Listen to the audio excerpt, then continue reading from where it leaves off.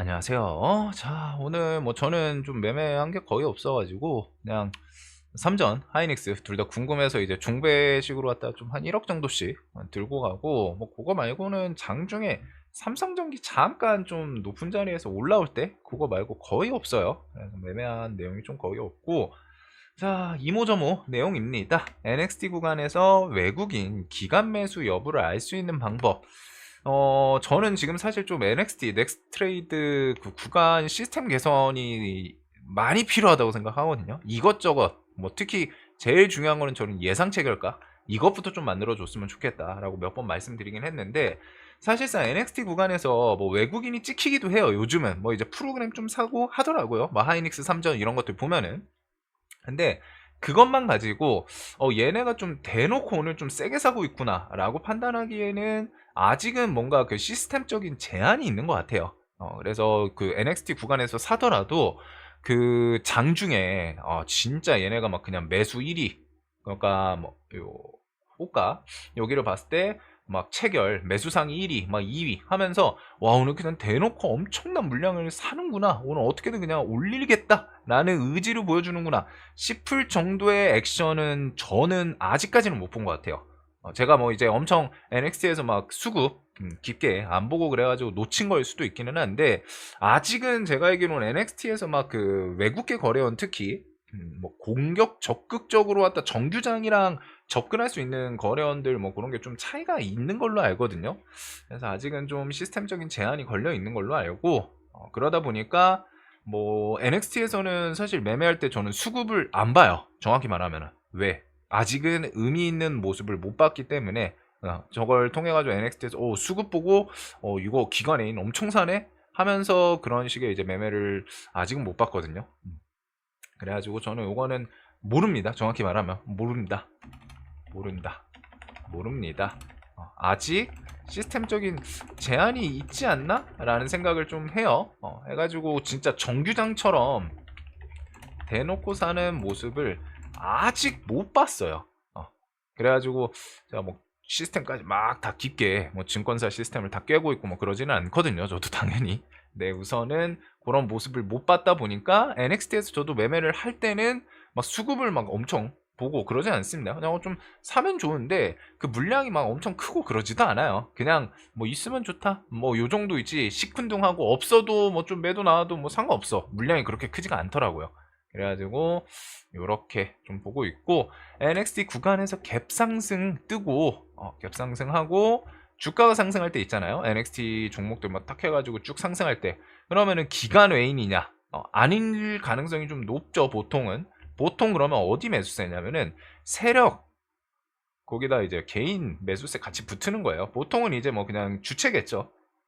그래서 지금은 어 결국에 어디 외국 개도 뭐 전체적으로 다 들어오고 그러진 않더라도 몇 곳은 있을 거예요. 그래서 뭐 그런 쪽이 이제 주체를 해가지고 수급 주체를 해서 주가 방향 뭐 만들고 할 수도 있습니다. 할 수도 있는데 뭐 아직 명확하게. 근데 NXT에서 뜨는 거는 저는 보통은 좀 세력 매수세라고 생각을 해요.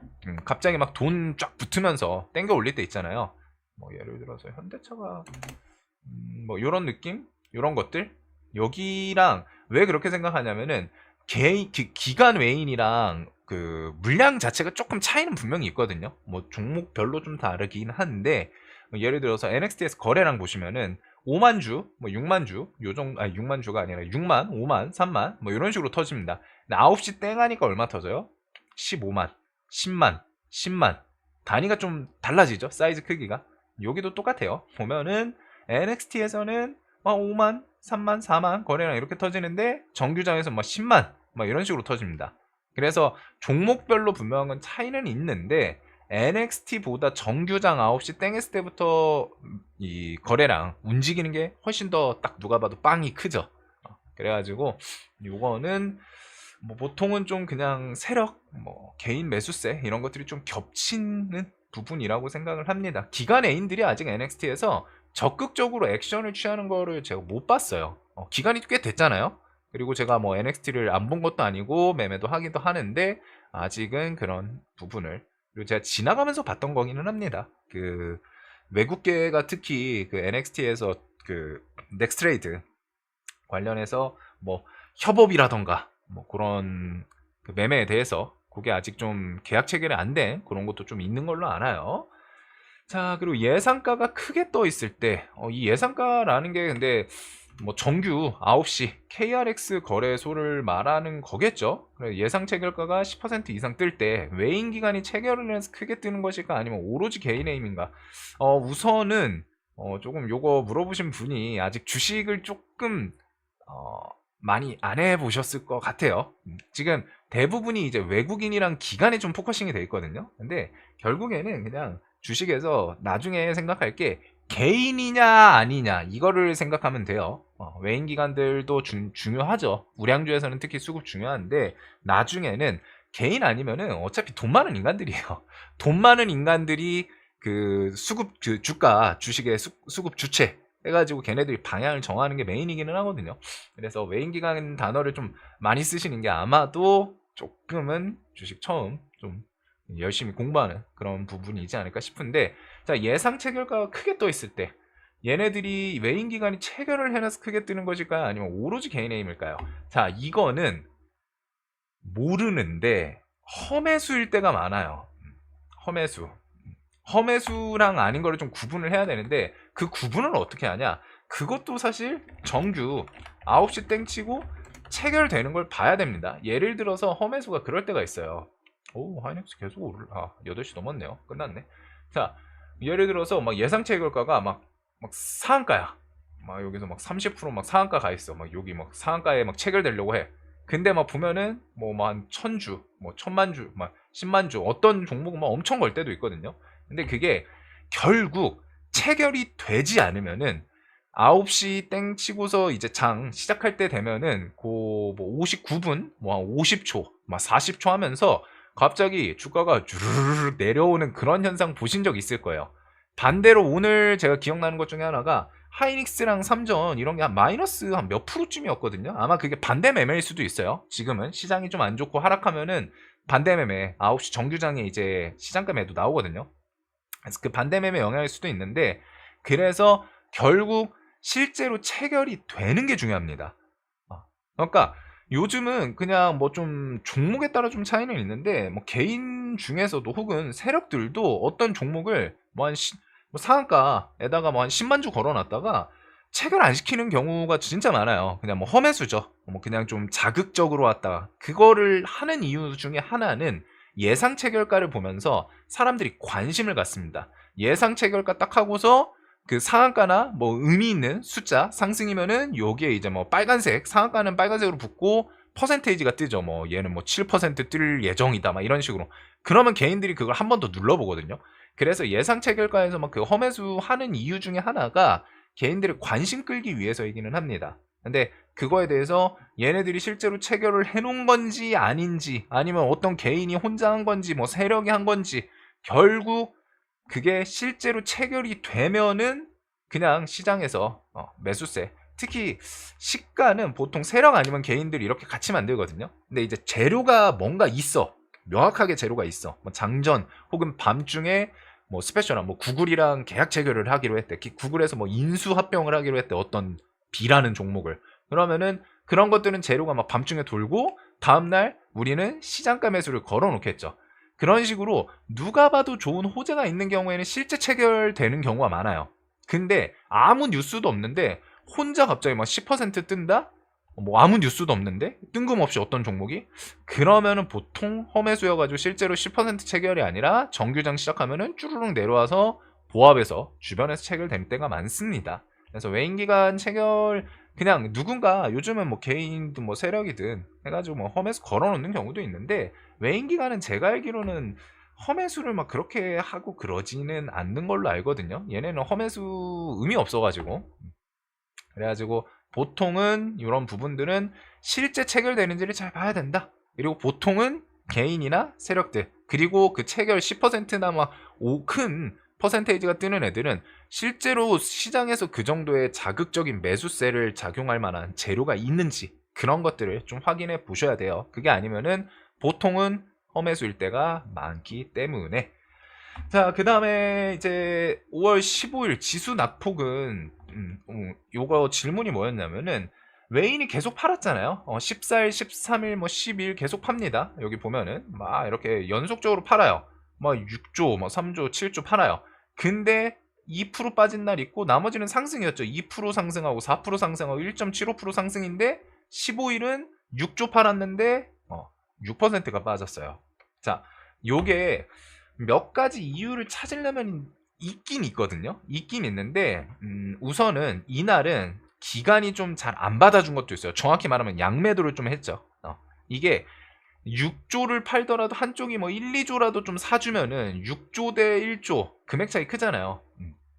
당연히 큰데 아예 같이 신나게 기간애인이 파는 것보다는 양매도라는 것보다 한쪽이라도 조금 사주면은 하락에 대해서 좀 제한적이기는 합니다. 그런 요소에서 봤을 때 이날은 기간애인이 좀 세게 양매도를 기간도 외국인이 원래 던지고 있었는데 기간도 안 받아주고 던졌다. 요런 부분은 있겠죠. 양매도. 그리고 그거 외에도 좀 심리 부분이 사실 좀 커요. 시장이 이제 계속 버티다가 뭐 무너졌다라고 표현을 하시는 분도 있고 그게 맞기도 해요. 맞기도 한데 미국 선물이랑 그 다음에 결국 그날 삼성전자나 하이닉스가 유독 좀 세게 밀렸죠. 얘네가 결국 못 버티고 밀리면 뭐예요? 다른 일단은 지수에 영향력이 제일 크고 그 다음에 투심 자체가 가치가 안 앉아요. 얘네가 하락하면은 시장이 대부분 마이너스 쭉 하고 뭐 5%든 10%든 이렇게 가는 걸 많이 보셨을 겁니다. 그래서 삼전 하이닉스가 결국 그날 유독 좀 매도세가 좀 더 있었나? 그 정도? 뭐 사실 이쪽이 결국 지금 코스피 매도는 얘네가 메인이기는 하거든요. 그래서 물량 자체는 좀 비슷한 느낌은 있지만 보시면은 기간이 이날 좀 같이 신나게 판 건 있어요. 주가 빠진 날 보면은 기간도 같이 팔죠. 그래서 이런 것들 정도 낙폭이 왜 그렇게 컸냐에 대해서는 뭐 좀 투심이라는 것도 진짜 영향을 많이 주고 그날 따라 외국인이 뭐 대놓고 공매도 치면서 뭐 시장가로 유독 좀 많이 팔고 누군가는 잘 안 막아주고 너무 복합적인 이유들이 많이 들어갑니다. 뭐 하나만 딱 보고 이날 많이 밀린 이유가 이겁니다 라고는 할 수 없어요. 그래서 뭐 양매도부터 해가지고 그날 뭐 시장이 위에서 좀 버티고 버티다가 이제 좀 피로감 뭐 예를 들면 이런 게 있을 수 있겠죠. 쌍봉 쌍봉 구간 다시 올려놨으니까 돌파하고 아예 자리를 잡아야 되는데 8000p 위에서 결국 8000p를 돌파는 했죠. 이날 돌파를 했다가 그것도 있거든요. 8000p 라운드 피겨를 돌파를 했다가 맞으면은 더 세게 밀리는 경우가 있어요.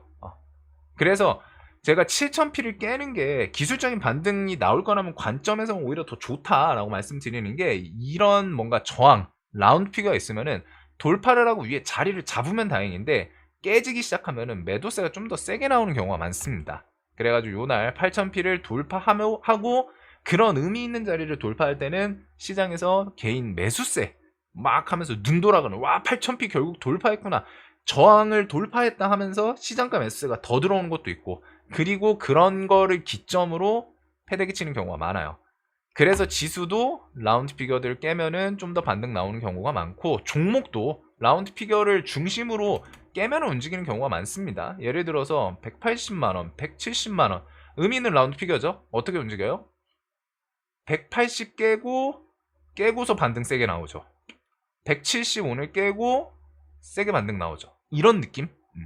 뭔가 사람들이 의미를 두는 자리들 있잖아요. 막 전저점 그런 자리를 보통 주식에서는 깨고 약 올리고 가는 경우가 많아요. 그래서 우리가 그냥 이론적으로 지지 저항 알면은 주식에서 돈 정작 와 지지 저항 나 이제 잘 봐 하시는 분들 중에 사실 돈 버는 게 그렇게 쉽지 않은 게 그것만 보고서 차트만 보고서 돈 버는 게 쉽지 않다는 게 이런 걸 통해 가지고 이런 게 실전은 이렇게 돼요. 뭐 지지 깨고서 반등 나오고 저항 갈 것처럼 돌파했는데 패대기 치고 이런 게 꽤 많아요. 그래서 재료 시황 이런 걸 같이 봐야 되거든요. 그래서 이런 케이스들 한번 봐두시면 좋을 것 같습니다. 뭐 하나만 딱 가지고서 이게 이유다 라고 하기엔 좀 너무 복합적인데 그날 이제 8000p 돌파하면서 갈 것처럼 하면 꼬시는 것도 좀 있고 기간이 유독 안 받아준 것도 있겠고 너무 많죠. 그 다음에 차트상 뭐 쌍봉도 있고 그날 이제 삼전 하이닉스를 유독 패대기 쳤기 때문에 자 그리고 조금씩 수익은 나는데 한 번에 크게 잃는 경우가 많다. 보통 매매를 주도주를 중심으로 신용으로 매수를 해서 수익 나면 보유로 가는 편이다. 그러면은 이런 분들의 매매는 보통 어떻게 될까요? 강하게 상승한 뭐 이런 종목들에서 신용을 사서 들고 간다라는 건데, 느낌상 이분이 어떤 매매인지 정확히는 말씀을 안 해주셔서 몰라요. 근데 아마 느낌상 이런 분들이 올라가면은 팔고 신용을 다시 더 사고, 그 다음에 또 올라가면 또 팔고 신용을 더 사고, 아마 이런 식의 이제 그 복리처럼 굴리고 굴리고 레버리지 쓰고 당연히 이게 더 수익은 올라간다는 가정에 더 극대화되죠. 아시는 것처럼. 왜? 수익이 여기서 1,000만 원이 났어. 그럼 1,000만 원이면은 그 수익금이 1,000만 원이면은 팔고 사면은 신용을 1,000만 원으로 2,000을 더 살 수 있단 말이에요. 그냥 들고 가는 것보다 2,000을 더 살 수 있어요.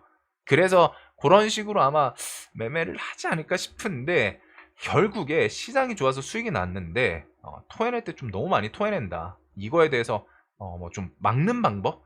근데 이거는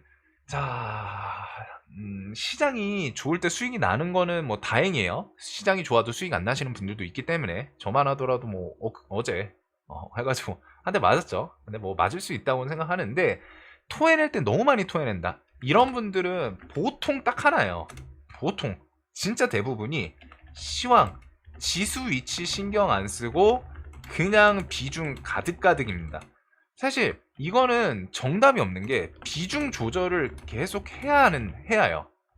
근데 비중 조절을 하면 수익 날 때 크게 안 날 수도, 좀 더 적은 수익이 나는 거죠. 내가 1억으로 갔다가 미수 풀베팅해서 5억을 사서 수익인 거랑, 1억으로 2억만 사서 수익인 거랑 3억에 대한 그만큼 차익이 생기잖아요. 수익이 날 때는.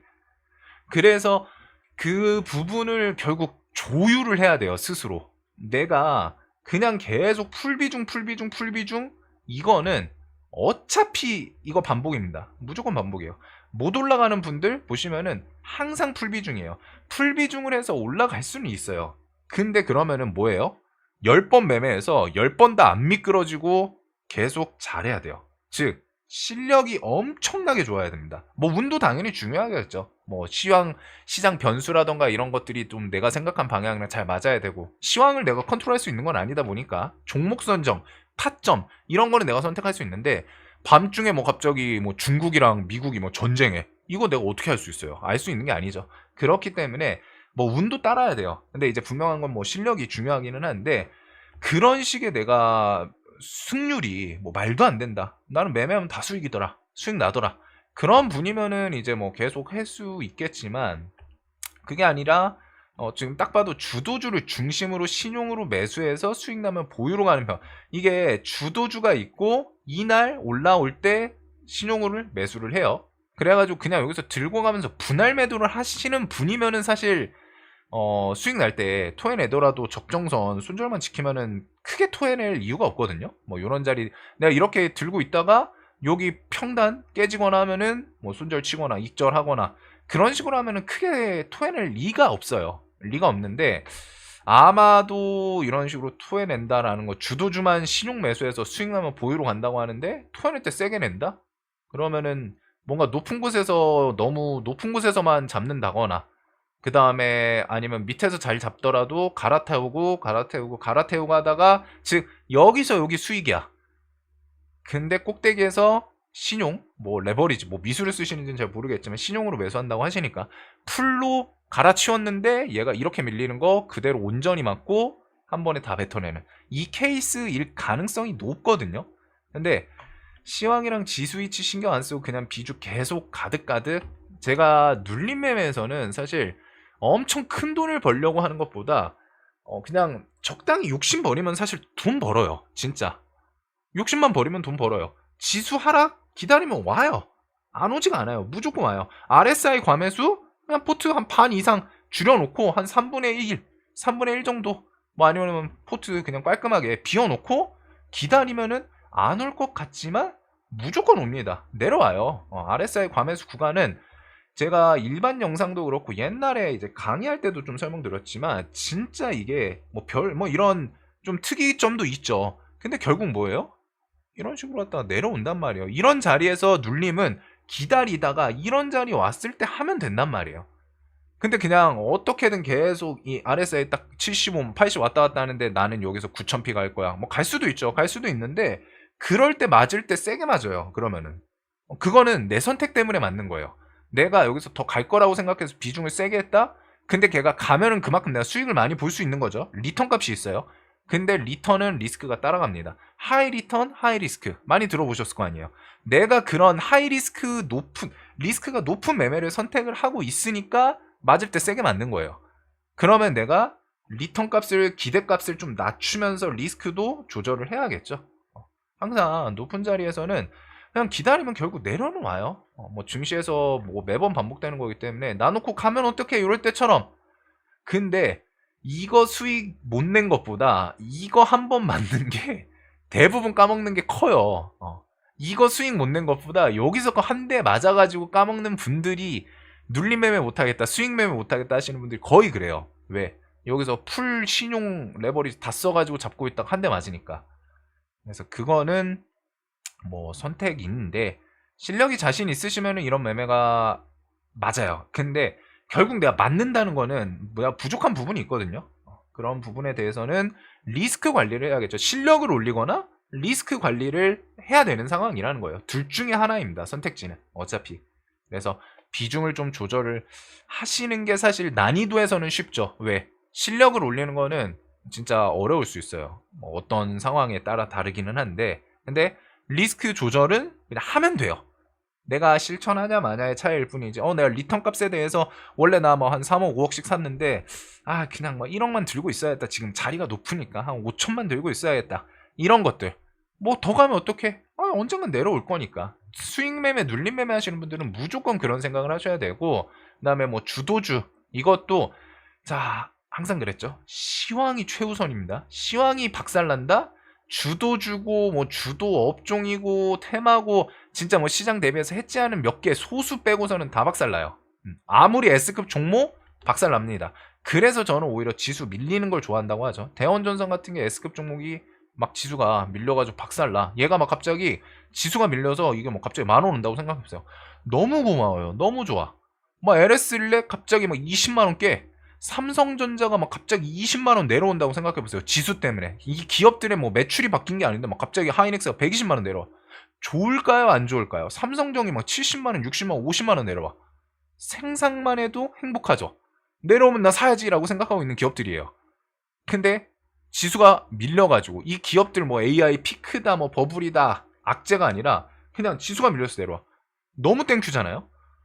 그런 부분들 시황이 제일 위고 그 다음에 종목이고 종목은 결국 시황이 안정되거나 좀 숨을 쉬어야 그때 같이 움직이는 경우가 많습니다. 그래도 좋은 종목은 내가 할 수 있는 영역이기 때문에 보는 거고 시황은 보고 대응이에요. 시황은 사실상 내가 시황을 어떻게 할 수는 없잖아요. 시황을 만들거나 뭐 트럼프를 뭐 어떤 얘기를 하게 만들거나 야 트럼프 너 화해해 이란이랑 지금 해협 봉쇄 해제해 이렇게 못 하잖아요. 근데 종목 선정을 할 수 있어요. 그래서 그런 부분들 자 오늘 뭐 이것저것 좀 잡다한 뭐 좀 기초적인 내용도 좀 있었던 것 같고 이모저모 영상 좀 도움 되셨으면 좋겠습니다.